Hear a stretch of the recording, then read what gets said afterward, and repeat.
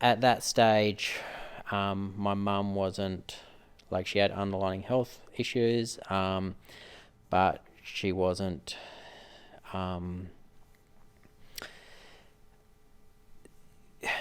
guess, hugely unwell like she was towards the end. So, unfortunately, when I ended up getting locked up, having to get out of the territory without effectively anything besides the glass-filled clothes I got locked up with. And then I ended up on the side of the road at a rest area with some other freedom fighters that were on the convoy. A few of them were lovely that as soon as they heard what happened, they actually even never met me. They stayed back to make sure that someone was there when I got out. So there was a few people that picked me up. Had about an hour and 45 minutes, hour and a half, something like that, to get out. Went back to this rest area, waited for I don't know how long. I'm gonna just stab in the dark, maybe about 10 days before I got a court order to get my wallet and a few of my personal possessions out of my truck. Freedom people helped you in those 10 days. Yeah, I ended up with a donated tent, and obviously, as everyone knows, there was a fair bit of donated food from everybody around Australia that sent donations down. So yeah, but we were in this 72-hour rest area. Yeah, just intense, and then ended up eventually getting a court order to get some of my personal possessions. So caught a ride to do that. Grabbed them. Then I got a ride, hitchhiked, whatever, with other convoy to Canberra people. And we ended up, because of then, of course, just when it rains it pours, literally. Around all the floods here. So they were originally going to drop me off at my brother's because he was probably the best candidate. Now I've got no truck, business, homeless, because at one stage I was living in the vehicle. So he was the best candidate in Gold Coast, so I plan was to go up there, but then we had all those floods. So then we ended up going right around and had to get back due to the people I was catching a ride with. Ended up with some things on, so then ended up Rockhampton direction, and I helped them pack up and ready for their sale of their house, and then over time made my way back down to Gold Coast. That all took a few months. It's time just goes so fast, especially when you're involved in legal things. But yeah, then I guess just got so caught up in the whole legal side of things, and also, it has been very hard, and there are times where you just, feel like you need, a week of just alone time to kind of process stuff, deal with stuff, and I guess I then ended up travelling back down on my motorbike to Sydney, Melbourne direction to catch up with people like yourself, to help create awareness of my story. Not only because the system needs to change, but trying to raise some funds for legal reasons. I then stayed with many lovely people down there, and I can tell you now that most of the people that put me up and put their hand up were the people that you then, living in their backyard or under their roof, you go, they have enough stuff going on themselves and they're struggling themselves, you know, but yet they're the ones putting their hands up, you know, helping others, putting others first. It was just amazing. And then I multiple court hearings with video link, and I was getting some assistance with some people along the way that had some bits of experience, more so than myself. And unfortunately, I then got a phone call from my brother about 15 minutes after a court hearing, video link, and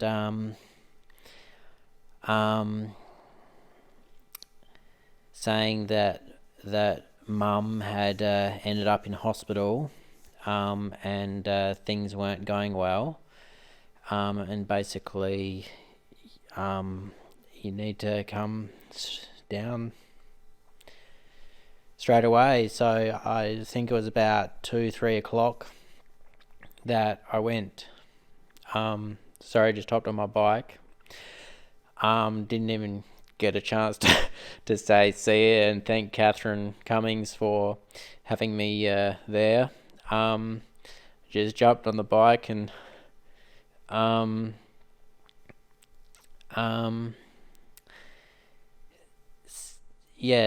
left to South Australia. Think somewhere, either the first servo or something, I just messaged her and said, "Oh, sorry, mum's not well, I've got to go." But I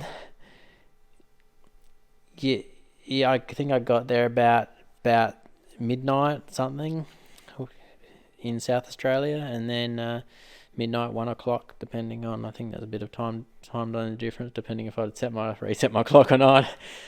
And then next morning went in there and things weren't very good. What I failed to realise, and you kind of start putting two together, and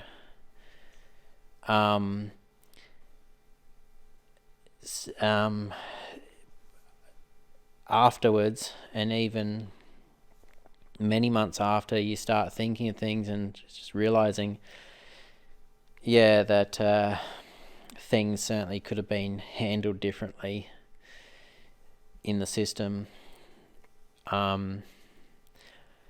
Regarding your mother? Yes, she ended up contracting from memory, from as far as I know, a fungal infection and a bit of a staph infection, and why she was in hospital. And then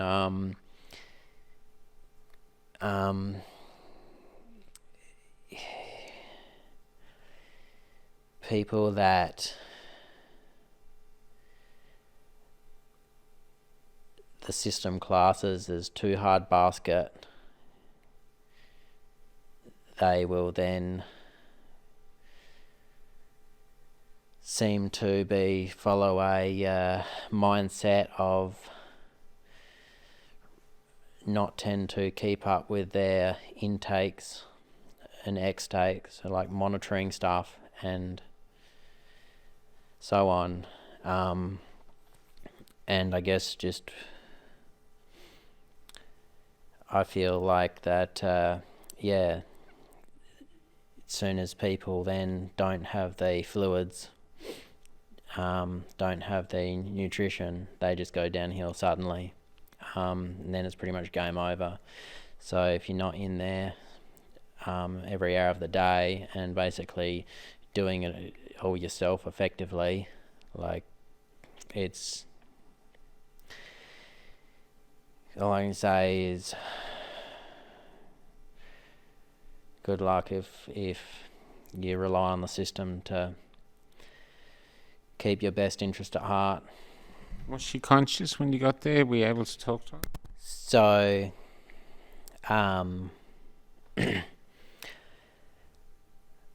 my feeling is now that she was most likely on so many medications, or so much medication, or whatever, however you say it, that it was basically making her pretty docile. And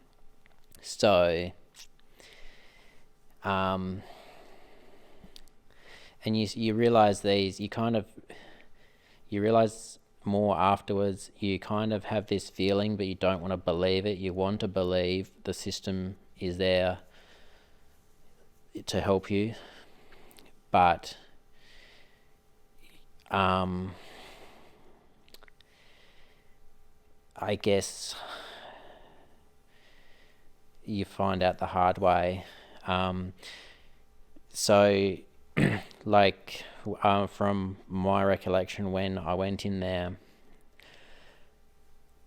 having not seen her for basically 2 years ish due to COVID lockdowns and all, the fact that I think we can all fairly say that it doesn't seem like COVID was 3 coming up 4 years ago. Time's just gone.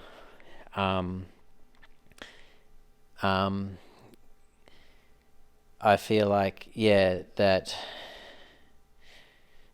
I just totally missed a bit there with my mind.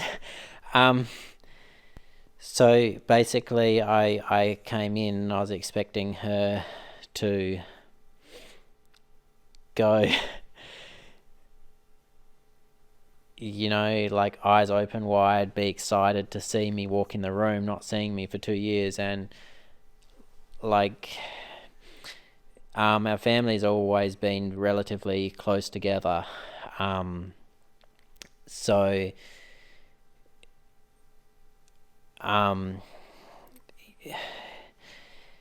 when you walk in there and you feel like there's no acknowledgement at all that you exist in that room,